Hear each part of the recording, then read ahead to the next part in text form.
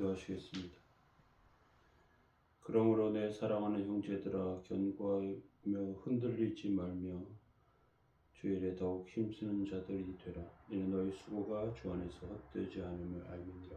거룩하신 하나님, 은총과 은혜 감사합니다.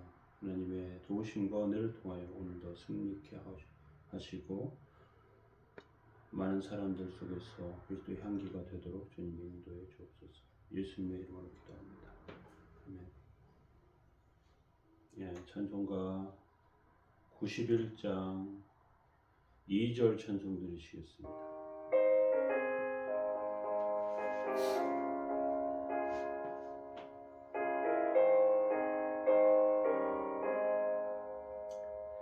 거룩하신 주의 이름 너의 방패 삼으라. 환난 시험 당할 때에 주께 기도드려라. 예수의 이름은 세상의 소망이요, 예수의 이름은 천국의 기쁨일세. 아멘. 함께 보실 말씀은 시편 122편 3절부터 5절까지 말씀 보시겠습니다. 예루살렘아, 너는 잘 짜여진 성읍과 같이 건설되었도다. 지파들 곧 여호와의 지파들이 여호와의 이름에 감사하려고 이스라엘의 전례대로 그리로 올라가는도다. 거기에 심판의 보좌를 두셨으니 곧 다윗의 집의 보좌로다. 아멘. 네, 오늘 시편 122편 두 번째 말씀으로 완전한 예루살렘에 대해서 살펴보기로 원합니다. 먼저는 그 예루살렘의 그 짜임새 있는 모습에 대해서 오늘 살펴보기로 원합니다. 3절에 보면요, 예루살렘아, 너는 잘 짜여진 성읍과 같이 건설되었다, 이렇게 말하고 있습니다. 하나님께서 무엇을 만드실 때 엉성하게 만드시지 않습니다. 하나님은 하늘을 만드신 후에 하늘의 구름과 별과 수많은 새들이 날아다니게 하십니다. 엉성한 공간이 아니었습니다. 바다를 만드시고 많은 물고기들을 헤엄치게 하십니다. 육지를 만드시고요, 나무와 풀이 자라게 하시고 짐승과 곤충들이 살게 하셨습니다. 그리고 하나님께서는 만드신 뒤에 이것들을 보기 좋았다 말씀하십니다. 토부라는 단어를 쓰는데요, 그것은 하나님께서 굉장히 기뻐하시면서 즐거운 눈으로 보시는 것과 같은 그런 표현입니다. 마찬가지로 하나님은 예루살렘을 짜임새 있게 만드십니다. 가난한 자나 부자나 남자나 여자나 노인이나 젊은이가 모두 행복한 곳으로 만드시죠. 특별히 이 하나님께서 차별 없이 그것을 만드시는 것에는요, 정말 가난한 자들의 어려움들에 대해서 관심을 가지시는 것이고요, 재판을 받을 때에는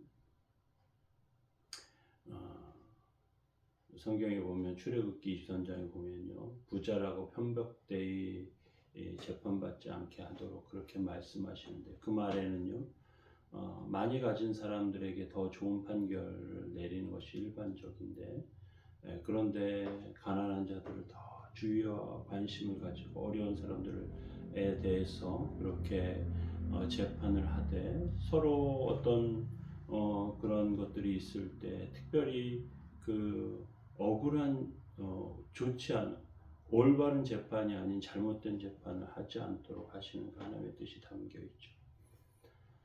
그리고 그 모든 사람들이 나름대로 가치를 가지면서 사는 것이 하나님의 계획과 인도하심입니다.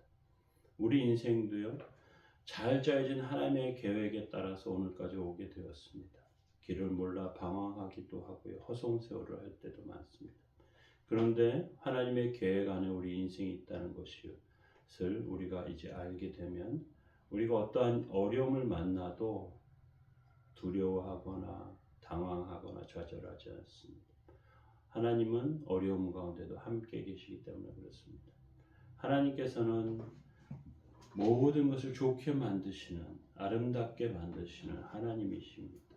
기뻐하시는 하나님이시죠. 토부하시는 하나님이십니다.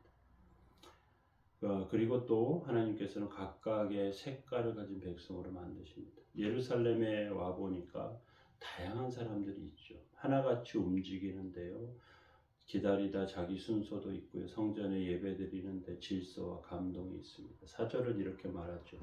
지파들 곧 여호와의 지파들이 여호와의 이름에 감사하려고 이스라엘 전례대로 그리로 올라가는도다 이렇게 되어 있습니다. 여기저기서 올라온 사람들이 많죠. 서로 먼저 올라가려고 혼란에 빠지지 않는 것입니다. 하나님께서는 이스라엘 12지파가 들어가게 하시고 또 특별한 어떤 그런 질서를 잡으시죠. 제사를 드리는 제사장에 갔으면 흉패가 있는데요. 그 판에는 12개의 보석이 박혀 있습니다. 이 보석은 이스라엘 12지파를 말합니다. 흰 다이아몬드 같은 보석이 있는가 하면 자수정이 있고 사파이어와 같은 보석이나 루비 또는 호박과 같은 여러 가지 보석들이 있습니다. 각각의 색깔들로 아름답게 있고요. 그 자리에 있습니다. 이것 전체가 아름답고 귀한 것입니다. 우리가 하나님의 말씀을 들으면요. 우리 인생과 삶이 보석이 됩니다. 그러면서 하나님의 은혜 가운데 서게 되죠. 그것이 조화롭게 아름답게 그렇게 세워져 가는 12지파가 된다는 것은요. 그 자체로 하나님의 전임, 하나님의 나라가 아름답게 되는 것입니다. 특별히 신약 성경에서는요. 교회를 가리켜서 건물을 말하지 않고 그 안에 있는 공동체를 말합니다. 그리고 이것을 무엇으로 비유하는가 하면요. 예수님께서 머리가 되시고 각각의 사람들은 지체라고 이렇게 표현을 합니다.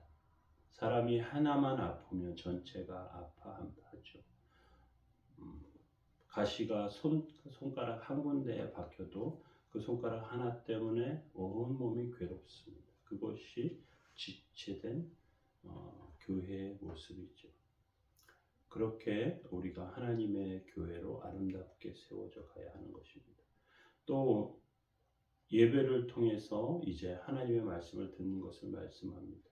예배를 드리면, 제사를 드리면 하나님의 말씀을 듣게 됩니다. 5절은 이렇게 말합니다. 거기에 심판의 보좌를 두셨으니 곧 다윗의 집의 보좌로다.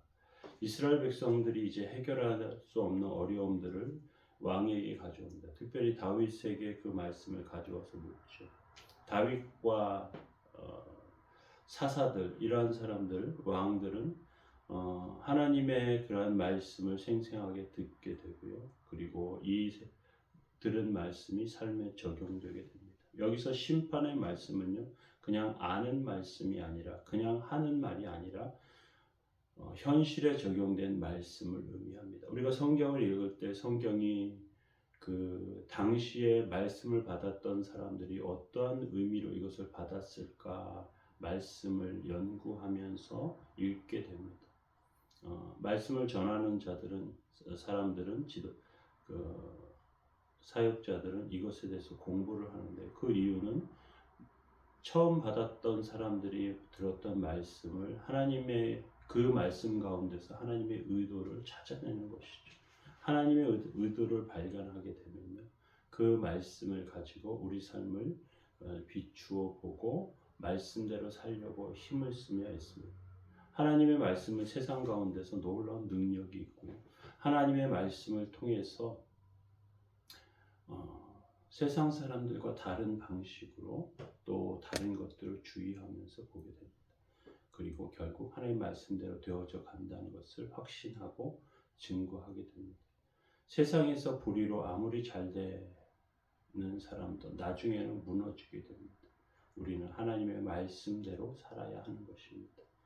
그런 의미에서 저와 여러분들은 그 하나님의 성전에 그 완벽한 그 예루살렘의 그러한 모습 가운데 완전한 그 예루살렘, 하나의 교회, 완전한 하나님의 그리스도의 몸 이런 것들을 기억하면서 오늘도 우리가 각각 하나님의 지체 교회에서 그리스도의 지체되었다는 사실을 기억하면서 믿음과 신앙으로 승리하시면서 말씀대로 사시기 바랍니다. 기도하시겠습니다. 서로 돌아보아 사랑과 선행을 격려하며 모이기를 피하는 어떤 사람들의 습관과 같이 하지 말고 오직 권하여 그날이 가까운 볼수록 더욱 그리하자. 거룩하신 하나님, 주의 은총과 은혜 가운데 세우셔서 저희들이 하나님의 교회에 지체되어서 하나님의 뜻을 붙잡고 말씀대로 살아가도록 주님이 인도해 주옵소서. 오늘도 도우시고 함께 해 주옵소서. 성령님의 역사 인도하심이 있게 하여 주옵소서. 주의 함께 하시고 붙잡아 주시기 원합니다. 예수님의 이름으로 기도합니다. 교회를 위해서 기도해 주실 때 특별히 군에가 있는 형제들 또 교회에 지금 잘 나오지 못하는 분들을 위해서 기도해 주시면 좋겠습니다.